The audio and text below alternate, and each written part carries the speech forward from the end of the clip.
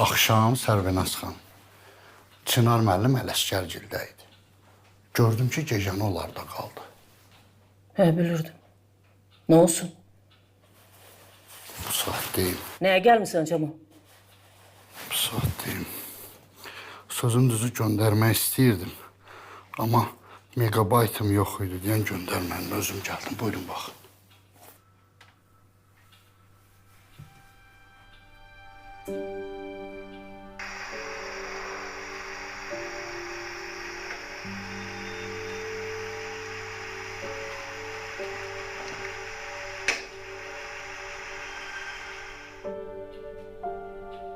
Ya nə olsun?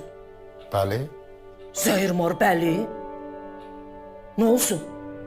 Sən mənim aləmə nifaq salmaq istəyirsən?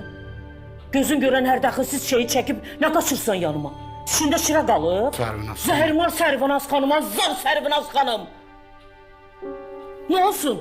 İnsandır da, yolunun üstüdür. Mindirib maşına dünya dağılmayıb ki. Ayıp olsun sana. Al bu zibilini də sil.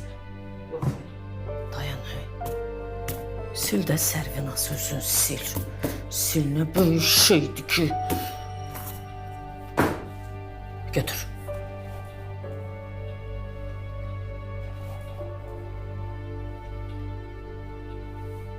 Bir də ayağın bura dəyməsin.